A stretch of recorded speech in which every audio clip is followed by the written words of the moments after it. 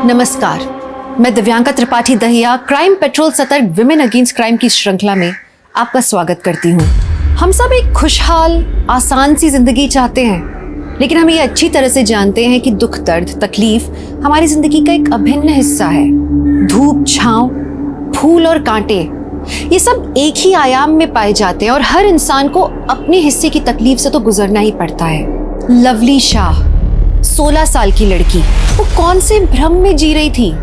क्या कहानी थी लवली की कि उसने ऐसा कदम उठाया? लवली के साथ जो कुछ भी हुआ उसे समझने के लिए हमें सबसे पहले लवली की जिंदगी को जानना पड़ेगा। आप सभी पंचगणों से हमारी विनती है कि हमको इंसाफ दिलवाइए। ये वृंदावन सालों पहले हमसे कर्जा लिया और आज तक रकम नहीं लौटाया। जरा पूछिए इससे, कब देगा हमारे पैसे? 5,000 रुपये लिया था इनसे, सूद मिला के 14,000 वापस कर चुके हैं। और कितना दें हम बताइए? लेकिन 11,000 रुपये अभी भी बाकी हैं। पाई पाई का हिसाब रखे हैं, पूछ लो इनसे। वृंदावन, सम्राट जी ने अपने सारे कागज दिखाए हैं, रकम तो तुम्हें लौटानी पड़ेगी।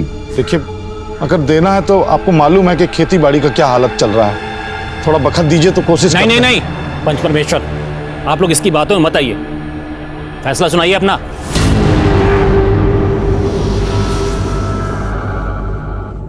वृंदावन, तुम्हें 15 दिन की मोहलत दी जाती है। अगर रकम नहीं लौटाई तो। वाह, क्या न्याय किया है। गरीब पर जुल्म और साहूकार को सलाम। ए लवली, बीच में मत बोल। मालूम नहीं पंच परमेश्वर होते हैं? ए वृंदावन, समझा ले इसको। पंचायत के बीच में लड़की बोले शोभा नहीं देता। और आप जो पिछले 5 सालों से सूद का चक्कर घुमा घुमा कर कर्जा वसूली कर रहे हैं, आपको शोभा देता है? जानते हैं किससे बात कर रही है? क्या बोल रही है? पंचायत में लड़की नहीं बोलती है। चलो जाओ।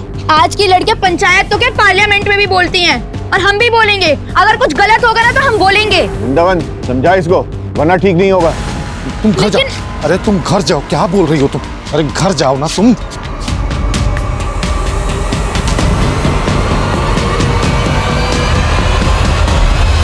लवली, खाने पर गुस्सा मत निकाल। वैसे भी गलती तेरी थी। तूने आज तक गांव की किसी भी औरत को पंचों के बीच बोलते हुए सुना है?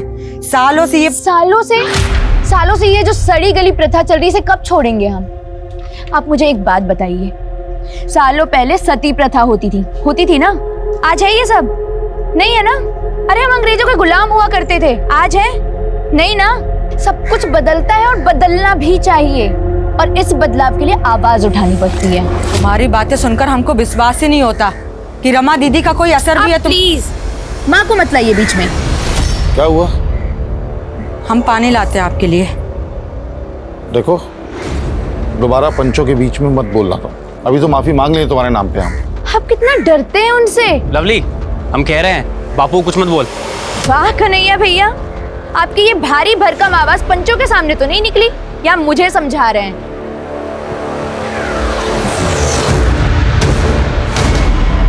Insulating supporting medium, construction of Wendy graph generator. तो चलिए, वेंडी ग्राफ जनरेटर का नाम वेंडी क्यों रखा गया, कौन बताएगा? अच्छा, गौतम, तुम बताओ। सर रॉबर्ट जे वेंडी ग्राफ नाम के वैज्ञानिक ने इसे इन्वेंट किया था, इसीलिए।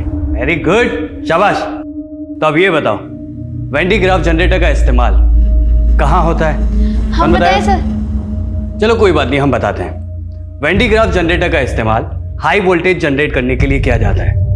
याद रहेगा ना आप सबको? Yes sir. हाँ, गुड। लवली, तुमको सब आता है ना? बहुत होशियार हो ना तुम। अच्छा तो चलो ये बताओ, साइक्लोप शील्ड जनरेटर किसने इन्वेंट किया? बोलो। सर, जाने माने वैज्ञानिक अज्ञे ने किया था।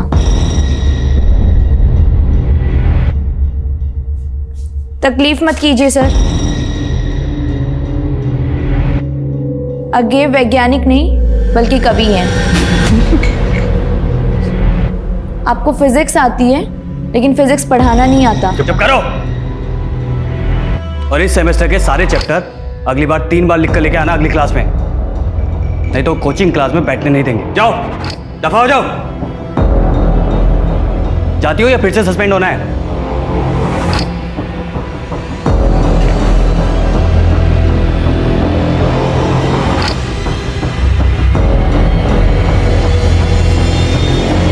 हाँ तो बच्चों,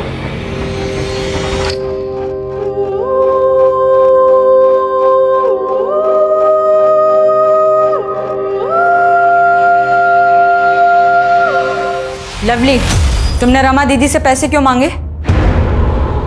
माँ है वो हमारी, अब मांग लिए तो क्या हो गया? वो कुछ कहती नहीं है तो ठीक है, लेकिन वो भी कोई रईस नहीं है कि तुम उनसे जब चाहे खर्चा करवाती रहो। आपकी प्रॉब्लम क्या है? आपको तो पैसे देने नहीं है ना? और अगर मेरे माँ बाप दे रहे हैं तो आपको क्या परेशानी हो रही है? देखो बेटा, इंसान को उतना ही पैर फैलाना चाहिए जितना चादर होता है। अब तुम यहाँ रहती हो, हमारा जिम्मेदारी है, और हमारे पास ज्यादा पैसा नहीं है। फिर से हाथ खड़े कर दिए ना? बेटा लवली, ज्यादा मत बोलो तुम। बोलेंगे हम, ऐसे बेबसी की जिंदगी नहीं जी सकते हम। ये मत करो, वो मत करो, सपने मत देखो। अरे तंग आ चुके हैं हम, घुटन होने लगी है हमें। ऐसे जीने से अच्छा ना लगता मर ही जाए। और वैसे भी आप दोनों को ना कोई फर्क नहीं पड़ता हमारे होने ना होने से। एक काम करते हैं, मर ही जाएंगे आज हम।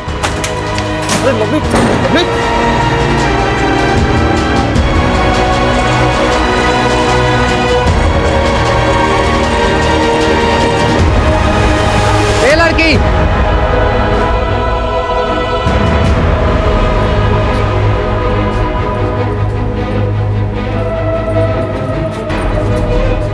लवली अभी तक नहीं आई? सुषमा, तूने लवली को देखा क्या? रोज शाम को इस समय तक कोचिंग क्लास से आ जाती है। नहीं, हमने तो नहीं देखा लवली को।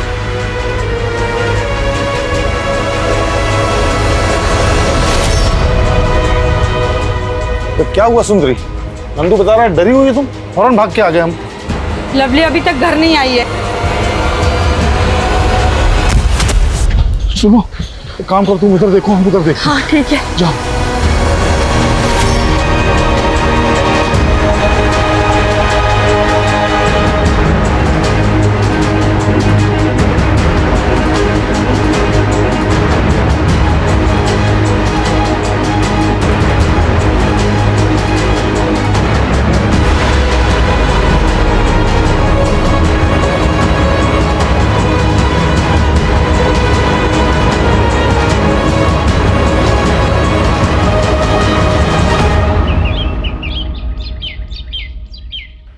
वृंदावन, लगता है अब हमें पुलिस में खबर कर देनी चाहिए।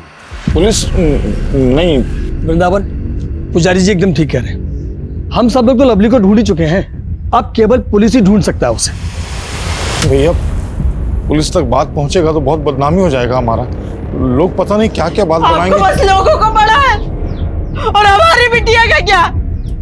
हम जाते हैं पुलिस के पास। अरे लेकिन तुमको जाने का जरूरत नहीं है, हम जाएंगे थाने। हाँ भैया, अरे क्या हुआ?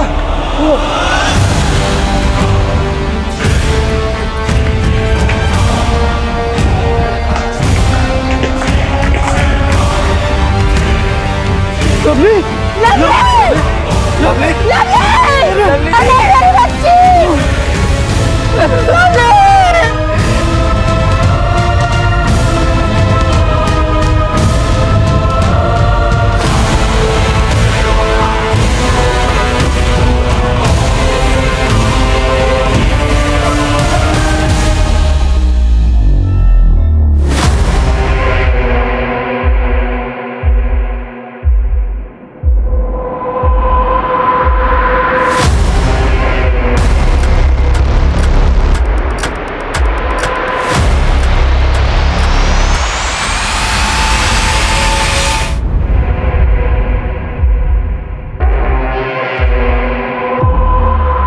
इस लड़की की साइकिल नीचे खड़ी है, उस पर बैग भी है।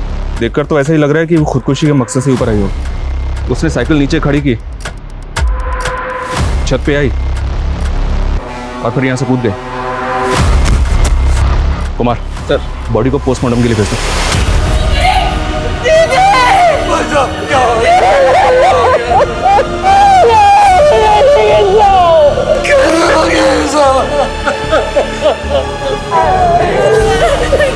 जिम्मेदारी थी ना, इनका ख्याल नहीं रखेगी। दीदी, हमको नहीं मालूम था कि लवली मायूं कि वो आत्महत्या कर ले। दीदी, हमारी बेटी को ले आओ। हम लवली को तुमसे भी ज्यादा जानते हैं, वो खुदकुशी नहीं कर सकती, नहीं कर सकती। दीदी, पुलिस तो कह रही है। कुछ भी कहे, हम नहीं मान सकते। हमारी लवली खुदकुशी नहीं कर सकती। जरूर लवली के साथ कुछ हुआ होगा। हमारी बेटी, जब तक इसका पता नहीं चलता हम चैन से नहीं बैठेंगे। हमारी बेटी को ले आओ दीदी, हमारी बेटी को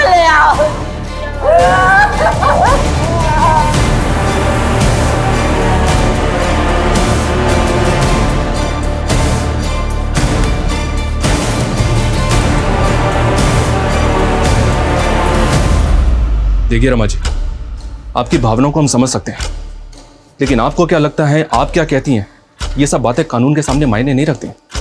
कानून के लिए मायने रखते हैं सबूत। सबूत क्या कहते हैं, पोस्टमार्टम रिपोर्ट क्या कहती है। और पोस्टमार्टम रिपोर्ट के मुताबिक लवली ने सुसाइड किया था।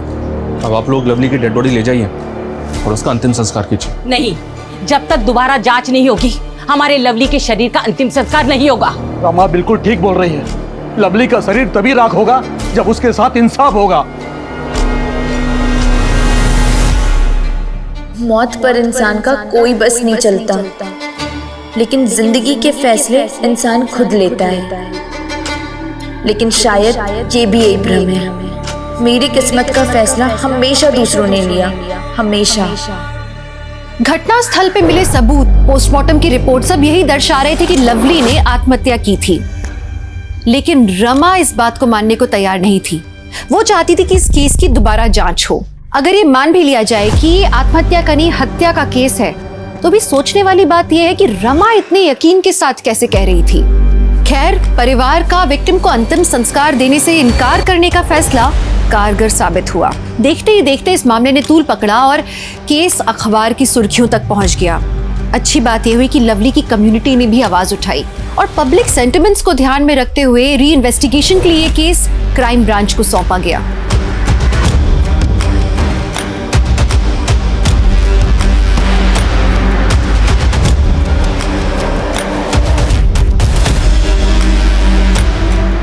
पोस्टमार्टम रिपोर्ट के मुताबिक लवली ऊंचाई से गिरी और जमीन पर सर टकराने से उसकी मौत हुई। लोकल पुलिस की रिपोर्ट में भी यही लिखा है सर। पड़ोसियों से पता चला कि लवली पढ़ने के लिए कोटा जाना चाहती थी, लेकिन घर वालों ने मना कर दिया तो वो काफी अपसेट थी। हमारे लिए महज एक केस हो सकता है, लेकिन किसी ने अपनी बेटी खोई और अगर उसके साथ कुछ नाइंसाफी हुई है तो उसे इंसाफ दिलाना हमारा फर्ज है। विक्टिम की फैमिली से मिलना पड़ेगा। लवली को और उसके मन को बहुत अच्छी तरह से समझते थे। हमारी लवली खुदकुशी कर ही नहीं सकती। कितने सपने थे उसके, कितना कुछ करना चाहती थी वो।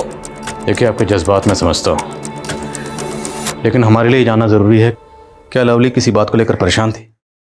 उसने कभी कुछ कहा हो आपसे या आपने कुछ देखा हो? सर, लवली की मौत के एक दिन पहले उसने हमें फोन किया था। तो हम क्या करें मम्मी? हमको कोटा जाकर आईआईटी की तैयारी करनी है। मम्मी, हमारा सपना है कि हम देश के सबसे अच्छे इंजीनियरिंग कॉलेज में पढ़ें, कुछ करें। हमने कहा ना, हम उनसे बात करेंगे, वो मान जाएंगे। मम्मी, लेकिन तब तक फॉर्म भरने की डेट निकल जाएगी। सिर्फ 6,000 रुपए चाहिए। हम भिजवाते पैसे, अभी भिजवाते। Thank you mummy, thank you thank you. उसी दिन लवली ने कोटा के किसी इंस्टीट्यूट का फॉर्म भरा था, कितना खुश थी वो। तो लवली को कोटा भेजने के लिए आप लोग भी राजी थे? हाँ साहब, लवली की खुशी से बढ़कर हमारे लिए कुछ नहीं था साहब। आप ही सोचिए ना सर, अगर लवली किसी बात को लेकर हताश थी तो एक दिन पहले वो कोटा का फॉर्म क्यों भरती? देखिए, आपकी बात मैं समझता हूँ, लेकिन पोस्टमार्टम रिपोर्ट तो यही कहती है कि उसने खुदकुशी की थी। तो आप भी यही मानते हैं कि हमारी लवली ने खुदकुशी की? देखिए, जब तक हमारी तहकीकात पूरी नहीं हो जाती हम कुछ नहीं कह सकते। हम इस केस की तहकीकात फिर से करेंगे, फिर देखते हैं।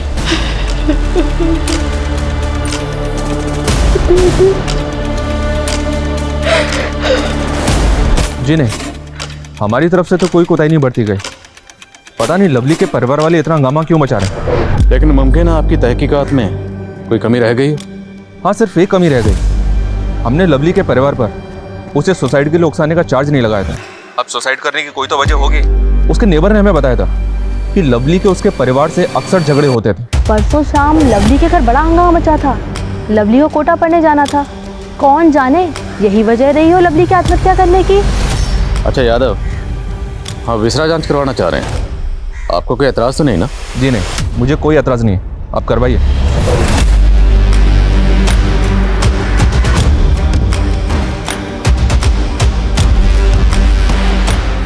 सर, इस रिपोर्ट के मुताबिक लवली ने खुदकुशी नहीं की। No traces of blood in lungs. अगर मौत गिरने से हुई होती तो लड़की की सांस के साथ उसके लंग्स में ब्लड आता, मतलब जमीन से टकराने से पहले ही उसकी मौत हो चुकी थी।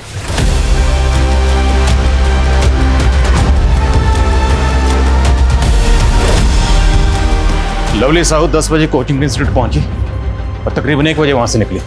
सर हमारे पास विटनेस है जिसने लवली को वहाँ से लौटते वक्त देखा था। तो मतलब साफ है, लवली के साथ जो भी हुआ इंस्टीट्यूट से लेकर घर के रास्ते के बीच में ही हुआ। सर लोकल पुलिस का जो विटनेस है लक्ष्मण, उसका कहना था कि जब लवली से उसकी टक्कर हुई तो वो काफ़ी परेशान लग रही थी और हड़बड़ी में कहीं जा रही थी। तो मतलब लवली के साथ उस दिन कोचिंग क्लासेस में कुछ हुआ होगा। हम शुरुआत वहीं से करें। सर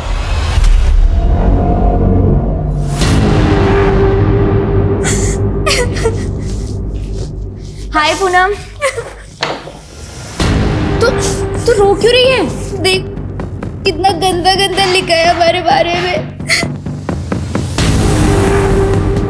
हमारा नंबर भी दिया है।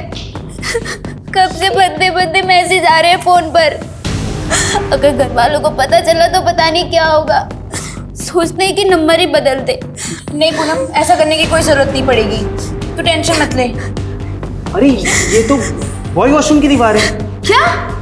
हाँ, हमारे यहाँ ऐसी टाइल्स है। तू चल चल, तू मेरे साथ चल। अरे लेकिन लवली, गुस्से में कुछ मत करना। तू चुप रहे गौतम। हाँ भाई देख ले, ये हमारे इंस्टीट्यूट की लड़की है। तो एक बार फोन करके तो देख। आई स्वेयर टू गॉड, तू एक बार कॉल तो कर। शुभांकर, ये सब तूने किया है? हम तो बस फोटो ले रहे थे। फोटो ले रहा था तू। चल बाहर। लवली हमारी बात नहीं। लड़की को बदनाम करेगा, लड़की को बदनाम कर रहा है तू। हाँ, तूने पूनम को बदनाम करने की कोशिश की ना, अब तू देख कि हम तुझे कैसे बदनाम करते हैं। अगर तुझे सस्पेंड ना करवाया ना तो हमारा नाम भी लवली नहीं। नहीं प्लीज लवली, ऐसा मत करना। अरे हमने कुछ नहीं किया। कुछ नहीं किया तूने? फोन निकाल तेरा, फोन निकाल। अरे हम तो बस खोल फोन। फोटो ले रहे थे। अच्छा, कुछ नहीं किया मैंने।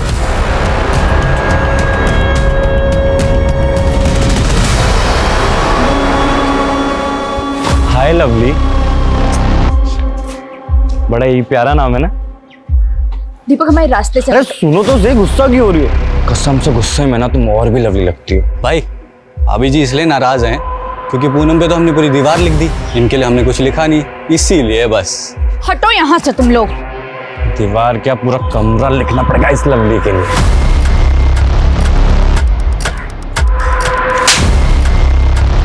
आइंदा अगर हमारे रास्ते में आए ना, हम दोनों का मुंह तोड़ देंगे।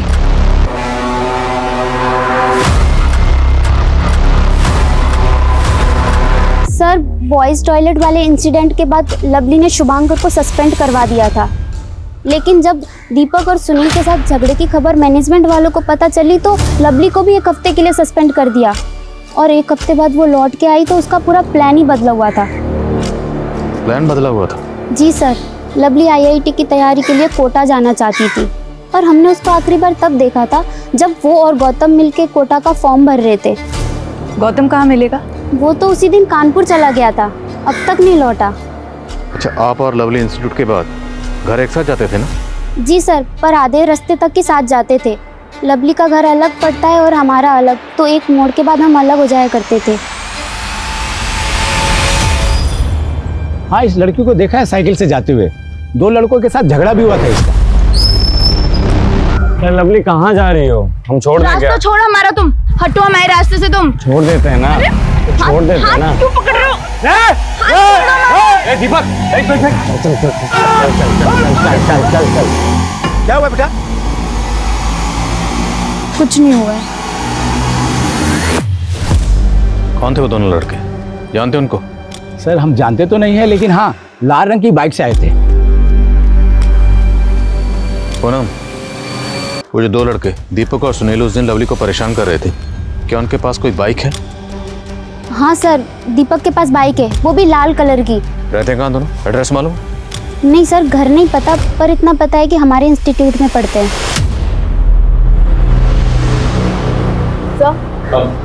सर, दीपक और सुनील के एड्रेस इंस्टीट्यूट से मिल गए हैं, जल्द ही दोनों गिरफ्त में होंगे।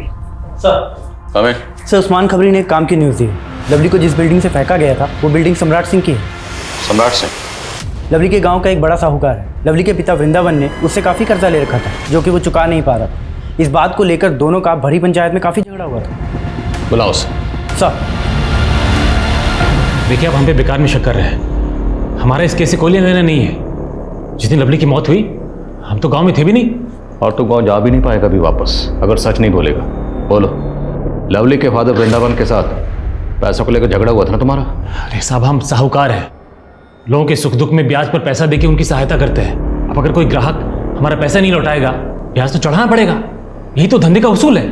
हमारा भी एक उसूल है, जब तक सच नहीं सुनते यहाँ से जाने नहीं देते। हमने कुछ नहीं किया है साहब। लेकिन लवली की बॉडी को तुम्हारी बिल्डिंग से नीचे फेंका गया था। अरे साहब, हम आपको यही तो समझा रहे हैं। हमें अगर लवली को मारना होता तो उसकी लाश को अपनी बिल्डिंग से नीचे क्यों फेंकते, ताकि हम खुद ही फंस जाएं। सम्राट की बात में लॉजिक तो है। अगर इसने लवली को मारा होता तो वो उसे खुद ही अपनी बिल्डिंग से नीचे क्यों फेंकेगी? क्योंकि इससे तो सबसे पहला शक इसी पे जाएगा। सर, तो हो सकता है कि किसी और ने सम्राट और वृंदावन की दुश्मनी का फायदा उठाया, इसलिए लवली की बॉडी को सम्राट की बिल्डिंग से नीचे फेंका, ताकि अगर वो सुसाइड ना भी दिखे तो कत्ल का शक सम्राट पर जाए। सवाल यह है कि लवली उस दिन इतनी हड़बड़ी में क्यों थी? क्या वो बिल्डिंग में किसी से मिलने वाली थी? डू वन थिंग, बिल्डिंग के आसपास जितने भी लोग रहते हैं सब पर नजर रखो। सर। और दीपक और सुनील? सर, वो दोनों फरार हैं और शुभांकर भी सस्पेंशन के बाद से अपने घर नहीं पहुंचा है। पता लगाओ तीनों कहाँ छुपे हैं। जी सर। एक बात और, लवली का परिवार उसका अंतिम संस्कार करना चाहता है। ठीक है, और रिलीज कर दो। सर।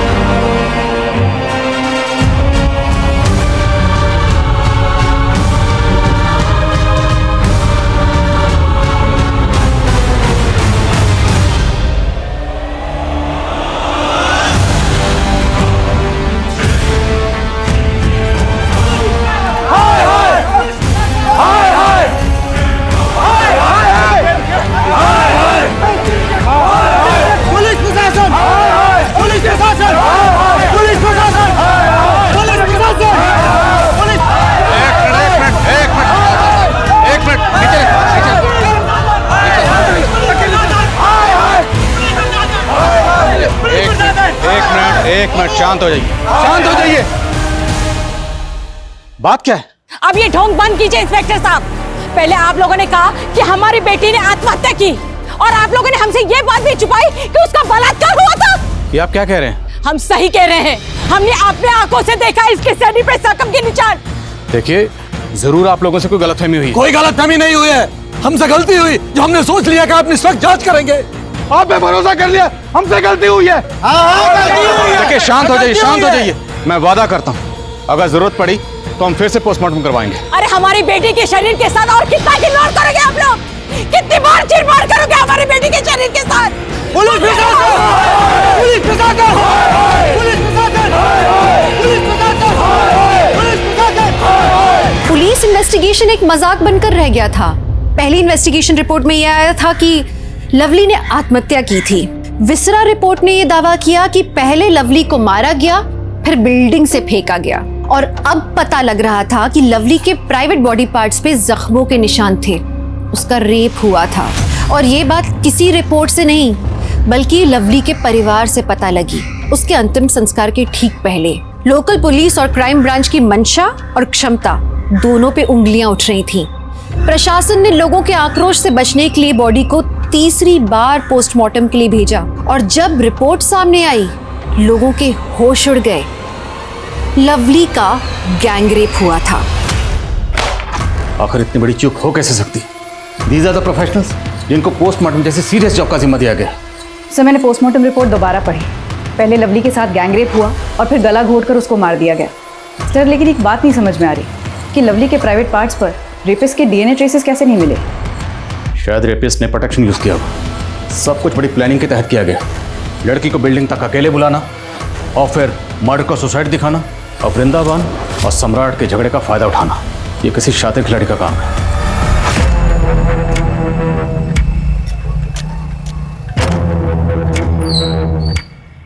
शुभंकर, हेलमेट पहन ले, पुलिस ढूंढ रही है हम लोगों को। जल्दी पहन। क्या लवली पिछले 13 साल से अपने मौसा मासी के साथ रह रही थी? जी सर, अभी अभी उस्मान ने खबर दी। दरअसल लवली के पैदा होने के कुछ समय बाद ही लवली की मां सुंदरी ने लवली को अपनी बड़ी बहन रमा को सौंप दिया था, क्योंकि रमा की कोई औलाद नहीं थी। लेकिन 2 साल पहले वो लोग लवली को उसके माँ बाप के पास वापस छोड़ गए। 2 साल पहले ऐसा क्या हुआ था कि लवली अपनी जन्म देने वाली माँ के पास वापस आ गई? सर ये तो अब तक पता नहीं चला। तो कहीं इस केस के तार 2 साल पहले हुए इस हादसे तो नहीं जुड़े हुए? लवली की मौसी रमा से मिलना पड़ेगा।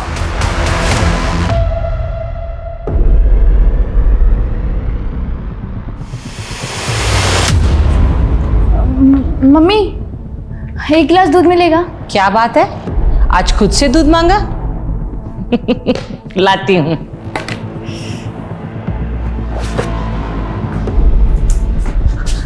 यहाँ क्या कर रहे हो? ये तुम्हारे लिए, पकड़ो, इसे पढ़ना जरूर, ठीक है? मैं चलता हूँ, बाय। लवली, लो बेटा दूध पी लो। मुझे दूध नहीं अच्छा लगता, आप पी लीजिए। हाँ? अरे कहाँ जा रही हो? अरे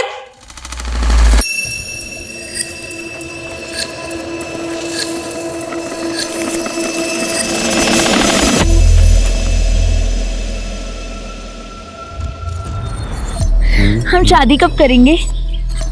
जब तू ना 18 साल की हो जाएगी, यानी 4 साल बाद। 4 साल?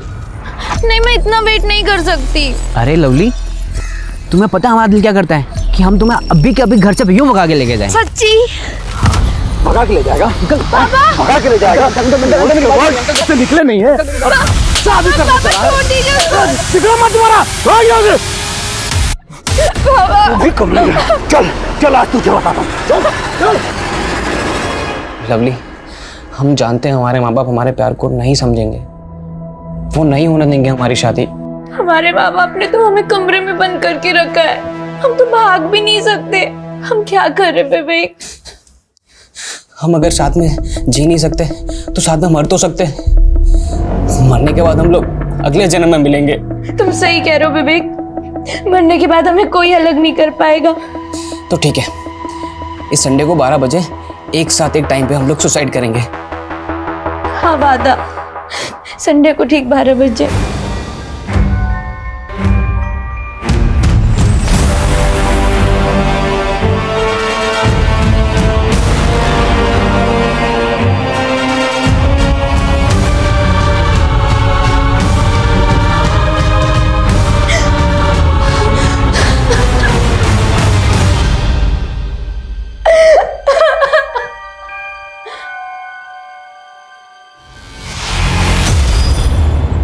विवेक को बचाना होगा। मम्मी, मम्मी दरवाजा खोलो। मम्मी दरवाजा खोलो। मम्मी प्लीज दरवाजा। मम्मी, लवली, लवली कहाँ जा रहे हो? लवली, लवली,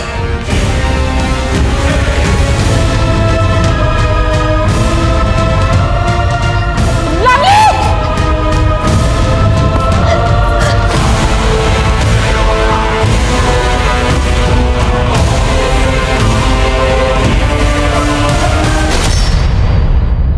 बिहारी जी, हमने पता किया, विवेक के साथ हुए उस हादसे के बाद ही आपने लवली को यहाँ भेजा था। इसके अलावा हमारे पास कोई और रास्ता भी तो नहीं बचा था साहब। दरअसल उस हादसे के बाद लवली सदमे में थी। विवेक की मौत के लिए वो खुद को जिम्मेदार मानती थी। उसकी ये हालत देखकर ना चाहते हुए भी लवली को हमने अपने आप से अलग किया और उसे यहाँ भेजा ताकि वो उस सदमे से उभर पाए। तो यहाँ आने के बाद लवली उस सदमे से उभर पाई थी? साहब, वो धीरे धीरे तो यहाँ के माहौल में ढलने लगी थी, लेकिन वो पहले वाली लवली नहीं रह गई थी। उसकी हंसी में भी एक उदासी थी साहब, और उसने अपने अंदर जो गुस्सा दबा के रखा था वो कभी भी फूट पड़ता था। जाहिर सी बात है, इतने बड़े हादसे के बाद उसे प्रोफेशनल काउंसलिंग की जरूरत थी, अपने माँ बाप की जरूरत थी, उसे आप लोगों के साथ की जरूरत थी। करते भी तो क्या करते साहब, विवेक के पिताजी वकील थे, उन्होंने लवली और हमारी जिंदगी हराम करके रख दी थी साहब। कई बार पुलिस आती थी हमें परेशान करने के लिए, और 1-2 बार तो उन्होंने गुंडे भी भेजे थे। गुंडे? हाँ, विवेक का मामा किसी गुंडे से कम नहीं है। 1-2 बार तो इनके साथ भी मारपीट की थी। वहां वो हमसे बदला निकालते और यहाँ मेरी बहन के परिवार को परेशान करते थे। वो विवेक का मामा लवली का पीछा करते करते यहाँ तक आया था? सर, वो कई सालों से पीछे पड़ा हुआ था। और विवेक का मामा कोई और नहीं, सम्राट सिंह है। मान गए साहब, गड़े मुर्दे उखाड़ना कोई आपसे सीखे। हमारे भांजे की मौत के जख्म को आज आपने फिर से कुरेद दिया। हमारे पास फैक्ट है और तुम्हारे पास मोटिव। नहीं साहब, हमें अगर ऐसा करना होता तो 2 साल तक इंतजार नहीं करता, उसी समय निपटाती होते उसको। देख सम्राट सिंह, साहब परिवार के साथ तेरी दुश्मनी की दास्तान सामने आ चुकी है। अब बेहतर यही होगा कि तू अपना गुनाह कबूल कर ले। साहब हमारी बात सुनिए, हम जान चुके कोई है जो फायदा उठा रहा है हमारे और वृंदावन के बीच के अनबन का, और उसी के झांसे में आके आप सब लोग भी गोल गोल घूम रहे हैं। गोल गोल तो तू घुमा रहा है हमें। समझ, सीधे रास्ते पर ला जरा से। अरे सर, सम्राट के कॉल रिकॉर्ड्स चेक किए, क्लीन है, कोई सस्पिशियस एक्टिविटी भी नहीं। अब या तो ये सम्राट बहुत स्मार्ट है या फिर वाकई इसके और लवली के फादर वृंदावन के झगड़े का फायदा उठाकर कोई फंसाना चाहता है इस सम्राट को।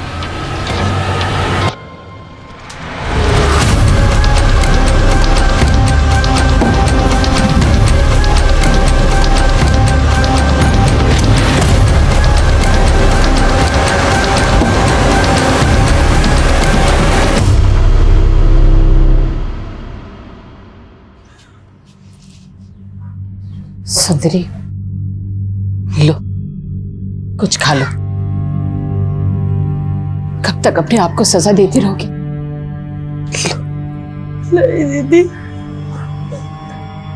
सजा तो उसको मिली है, ऐसी घिनौनी मौत। हम सब उसके गुनहगार हैं दीदी। ऐसे क्यों बोल रही हो? इसमें तुम्हारी कोई गलती नहीं है। गलती तो उसकी भी नहीं थी दीदी, फिर भी हमने उसको सजा दी, उसको हमने आपसे अलग कर दिया दीदी। कभी उसको अपने पास प्यार से बैठाकर समझाया तक नहीं। लवली, इतनी देर क्यों हो गई आने में बेटा? पढ़ाई कर रहे थे इसलिए देर हो गई आने में। और आप हमारी इतनी फिक्र क्यों करती हैं? जब तुम माँ बनोगी ना, तब तुम्हें समझ में आएगा कि हम तुम्हारी इतनी फिक्र क्यों करते हैं। अगर आपको इतनी फिक्र होती ना हमारी, तो 11 महीने की उम्र में अपने आप से दूर नहीं करती आप हमें। और हाँ, माँ सिर्फ एक होती है, और हमारी माँ आपकी बहन है, आप नहीं है। रिको तुझसे लेते वक्त ये वादा किया था कि उसे 2 माओं का प्यार मिलेगा, लेकिन देख, हम में से कोई भी उसकी माँ नहीं बन पाए। सर, लवली के कोचिंग इंस्टीट्यूट की फ्रेंड पूनम आपसे मिलने आई। बोला? Okay sir. सर, मुझे आप लोगों को एक बात बतानी थी, पर मेरा नाम नहीं आना चाहिए। बोलो, आपका नाम सामने नहीं आएगा। सर, वो हमारे इंस्टीट्यूट के physics teacher Arvind Gupta sir, वो आए दिन लवली को ह्यूमिलेट करते रहते थे। साफ नजर आता है कि उन्हें लवली से प्रॉब्लम है। तो आपने कभी लवली से पूछा नहीं था वो ये सब क्यों टॉलरेट कर रही थी? पूछा था सर, तब उसने बताया कि वो उसके पुराने शहर में टीचर थे और वो उनसे प्राइवेट ट्यूशन लेती थी। पर एक दिन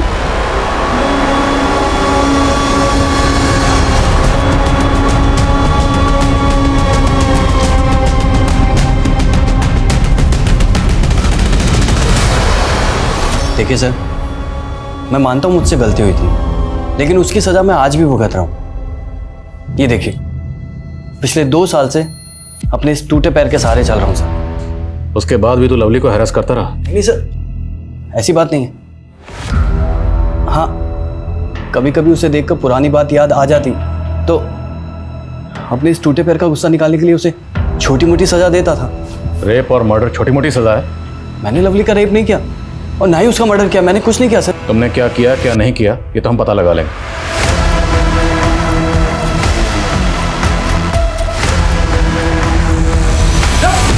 अरे कौन आप लोग?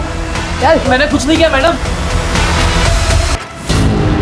सर नहीं सर, मत मारिएगा। हम कसम खाकर कहते हैं कि हमने कुछ भी नहीं किया।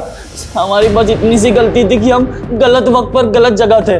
लेकिन अब तो सही वक्त और सही जगह पर है, सच बोल। लवली ने जो हम पर इल्जाम लगाया था वो गलत था, और पूनम के बारे में भी हमने कुछ भी नहीं लिखा था दीवार पर। हम तो बस अपनी फोटो खींचने की लालच नहीं रोक पाए, लेकिन सर तभी लवली वहाँ आ गई और उसने हमें सस्पेंड करवा दिया। इसलिए तूने उसको मार दिया? नहीं सर, लवली तो शेरनी थी, हम तो उसके पास से गुजरने में भी डरते थे। हम क्या उसे मारेंगे? तो इतने दिनों से छुपा हुआ क्यों था? सर अपने पापा के डर से। उन्होंने तो आपकी बातें सुनकर मान ही लिया था कि हम ही खूनी है। सर हमारे पापा बड़े गुस्सैल है, अगर घर जाते तो हमारी खाल उधेड़ देते।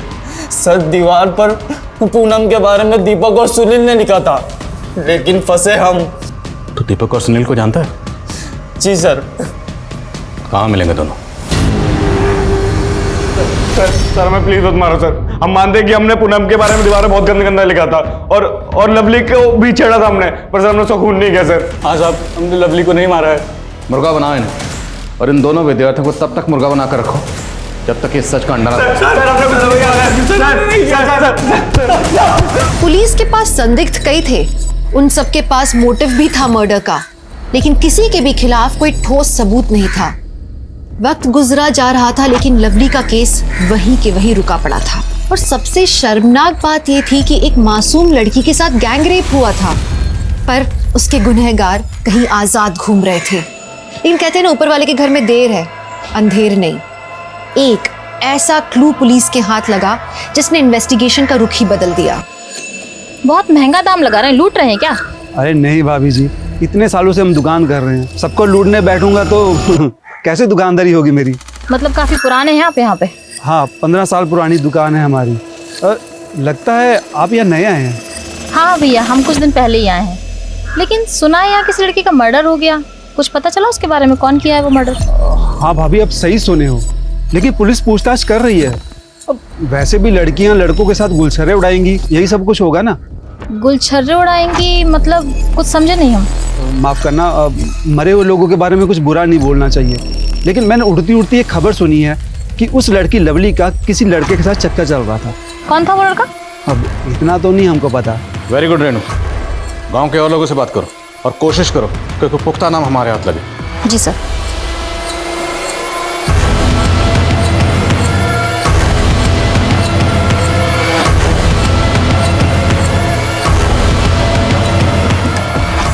सर, लवली के कॉल रिकॉर्ड्स चेक किए, एक नाम मिला है, लेकिन दोनों के बीच ज्यादा बातचीत नहीं होती, इसलिए अफेयर जैसा कुछ नहीं लग रहा। फिर भी उठाओ sir, let's take a chance. Sir हम सच कह रहे हैं सर, लवली के साथ हमारा कोई अफेयर नहीं था सर। लड़का लड़की घूमने लगते तो सर सब लोग बातें बनाने लगते। सर लवली तो हमारी राखी सिस्टर थी सर, बहन मानते थे सर हम उसको। सर ये देखिए सर फोटो, सर नसीब से हमारे फ़ोन में फोटो है सर, वरना सर जैसे आप हमें उठा लिए सर, लवली के भैया तो हमें पीटी देते थे। लवली के भैया मतलब कन्हैया? हाँ सर, उनको लगता था कि हमारे बीच में कुछ अफेयर चल रहा है, तो वो अपने साथी लेके आए थे हमें पीटने के लिए। अगली बार से हमारी बहन के आसपास भी दिखे ना तो टांगे तोड़ देंगे तुम्हारी। हम मिलेंगे क्योंकि हमने कुछ गलत नहीं किया है। ये देखो, हमारी कोई बहन नहीं है ना, तो हम लवली को बहन मानते हैं। लवली ने राखी बांध दी हमें, अब यकीन आया आपको? पूजा, एक पॉइंट मेरे जहन में बार बार चल रहा है, लेकिन उसे सपोर्ट करने के लिए हमारे पास कोई एविडेंस नहीं है। कौन सा पॉइंट सर?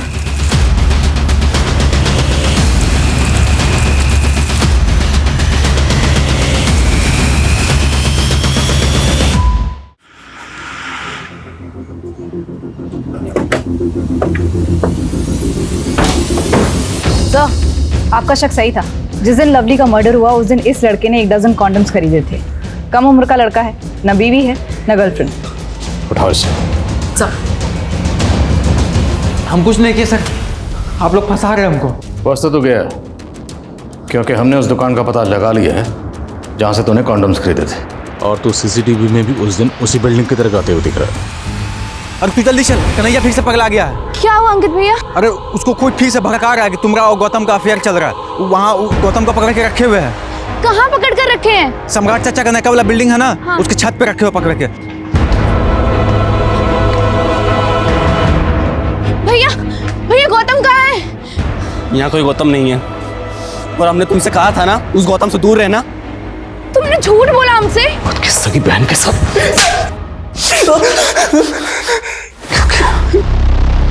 क्यों किया? देख भैया कन्हैया, कहने में तो बहुत बुरा लगता है, लेकिन ये लवली के चाल चलन बिल्कुल भी ठीक नहीं है। वहां पर विवेक, अब यहाँ पर गौतम। विवेक तो मर गया, मुझे लगता है गौतम के मरने की बारी है। तू डरता है किसी से? डरते नहीं है ताऊ, लेकिन बहन है वो हमारी। अबे तेरी माँ और तेरी मौसा की नाजायज औलाद है वो। क्या बक रहे हो ताऊ ये? तभी तो उसके पैदा होते तेरे बाप ने तेरी मौसी को सौंप दिया था उसे। बताता हूँ साहब, हमने कन्हैया को झूठी कहानी सुनाई थी साहब। खुद के भाई के बच्चों के साथ तुम्हारी क्या दुश्मनी थी? दुश्मनी हमारी बच्चों के साथ नहीं, उनके बाप के साथ थी। उसने चालाकी से हमारी एक उपजाऊ जमीन का टुकड़ा हमसे हथिया लिया साहब। इसलिए मैंने सोचा कि घर के चिराग से घर को आग लगा देता हूँ। इसलिए हमने कन्हैया के अंदर लवली के खिलाफ जहर भरना शुरू कर दिया साहब। तेरी बेटी जैसी भतीजी, उसके साथ ये घिनौनी हरकत क्यों की? क्या चल रहा है साहब? हाँ जी, उठो, हमें बचा लीजिए, ये दोनों। हाँ जी। अब हमारी बारी है। जो चला गया वो तो लौट कर नहीं आएगा, फिर इंसाफ का क्या मतलब? इंसाफ भी एक भ्रम है, लेकिन ये भ्रम बना रहना चाहिए, क्योंकि इंसाफ उन्हें सुकून देता है जो पीछे रह गए।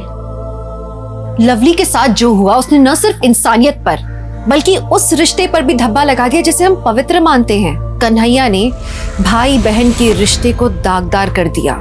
नफरत स्लो पॉइजन की तरह होता है। जब एक इंसान अपनी आंखों में गुस्सा और दिल में गुबार लेके चलता है तो नतीजा सिवाय तबाही के कुछ नहीं होता। सुदामा को अपने भाई वृंदावन से नाराजगी थी जो नफरत में बदल गई। फिर उसने शतरंज की बिसात बिछाई और वृंदावन के बेटे को ही मोहरा बना दिया। लेकिन इसमें लवली का क्या दोष था? उसे किस गुनाह की सजा मिली?